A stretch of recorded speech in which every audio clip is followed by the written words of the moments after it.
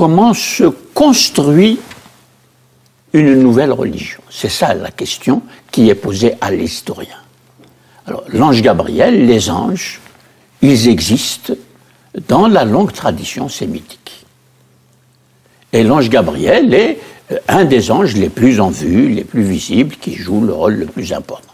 Donc il va faire partie comme acteur d'un récit qui va fonder la totalité de la vision coranique de l'homme en relation avec Dieu. Ça, c'est grandiose. C'est tout à fait grandiose. Alors, ces personnages vont rester au cours du temps. Et jusqu'à présent, voilà, dans cette émission, on ne peut pas contourner l'intervention de Gabriel. Ici, je marque un point important. Les croyants en général, tous les croyants, pas seulement les musulmans, créent pour leur croyance ce qu'on appelle des récits de référence qui vont être les récits qui vont expliquer la genèse de cette croyance. Mais ils ne vont pas poser un certain nombre de questions qui ne seront posées que très tardivement. Les commentateurs musulmans, dès le 1er, 2e, 3e siècle, mais surtout à partir du 4e siècle, posent des questions d'histoire, au sens où nous l'entendons aujourd'hui.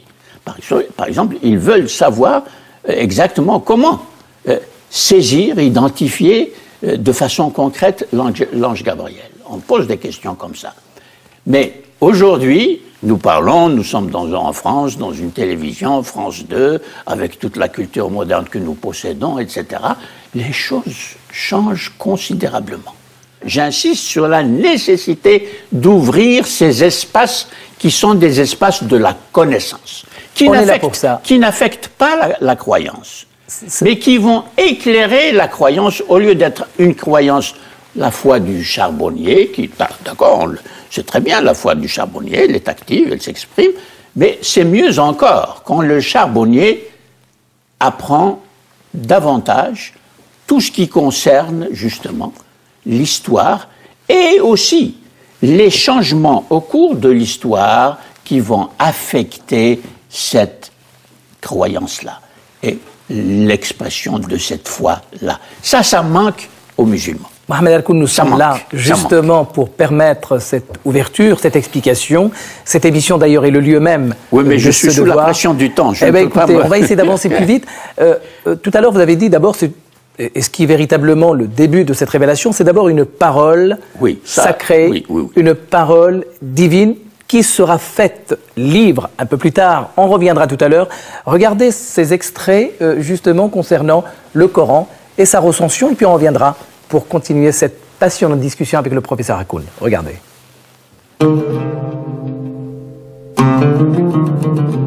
Transmis oralement au prophète par l'ange Gabriel, les versets du Coran ont été recopiés sur des supports divers, cuir, feuilles de palmier ou os de chameau. C'est sous le règne du troisième calife, Othman, au 7e siècle, qu'a été établie la version définitive du Coran telle qu'elle est aujourd'hui.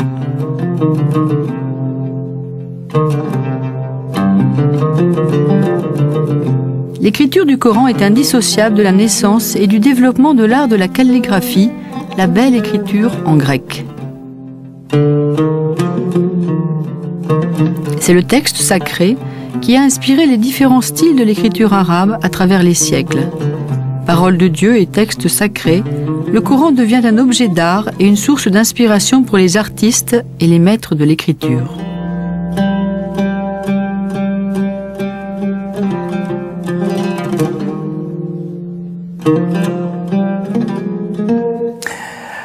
Mohamed Al-Koun, la parole de Dieu faite écriture, ce passage d'une parole à un livre est aussi un élément fondamental dans l'histoire de l'islam. Comment vous expliquez ce passage et quels sont les moyens de comprendre justement ce qu'est devenue cette parole divine inscrite graphiquement dans un texte? Alors, toujours il y a deux lignes qu'il faut prendre en considération. La ligne croyante ce que dit la tradition croyante orthodoxe et la ligne critique de l'histoire des faits au sujet du lent travail de la confection de ce qu'on appelle le mushaf en arabe, c'est-à-dire ce volume dans lequel sont inscrits l'ensemble des versets. Ce volume que j'appelle le corpus officiel clos. Il y a 3 mots là qui fonctionnent. Corpus, officiel, oui, et clos. Et clos. Et chaque mot a une importance cruciale pour comprendre ce qui s'est passé. Donc, on vient de dire, le commentaire qui vient de dire, représente ce que dit la tradition. Et cette tradition continue de vivre, c'est elle qui nourrit la croyance générale de tous les musulmans. Bon. Alors, que dit l'historien? Alors, que dit l'historien, mais que disent les musulmans eux-mêmes? Alors, un livre tout à fait capital, qui a été écrit par un savant du 3e siècle de l'Hégire. Donc, nous sommes au 3e, ce sont les musulmans déjà en ce temps-là. C'est pas Mohamed Al-Koun ou d'autres d'aujourd'hui qui soulèvent le problème, ça s'appelle Kitab al-Tahrif, c'est-à-dire traité sur l'altération des Écritures en général. Ce n'est pas seulement le tahrif qu'indique le Coran en s'adressant aux Juifs et aux musulmans à propos des textes qui ont été plus ou moins retravaillés, c'est cela le sens du tahrif, par les Juifs et les chrétiens, mais il y a aussi le tahrif à l'intérieur de l'islam au sujet du Coran, et la discussion s'engage entre la version et la ligne de transmission chiite, imamienne, et la ligne de transmission sunnite. Nous sommes à l'intérieur de l'islam. Alors, justement... Et c'est un livre, encore une fois, qui va parler du tahrif, c'est-à-dire de l'altération introduite dans la transmission des textes.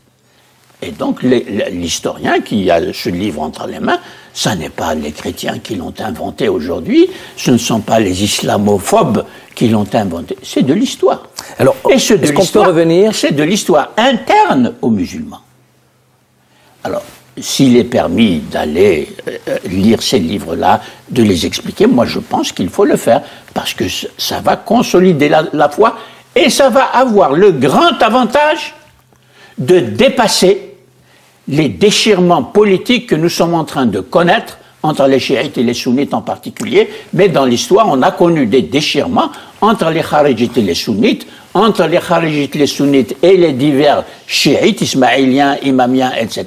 C'est tout le problème de l'hérésiographie et des batailles autour de la transmission du texte coranique. Alors précisément, précisément autour de la transmission du texte coranique, restons dans l'explication, dans l'intelligibilité de ce que vous venez de dire. Et d'abord, le mot Coran, le Coran. Oui. Quelle est la genèse de ce mot? Qu'est-ce qu'il signifie pour les musulmans? Exactement. Précisément.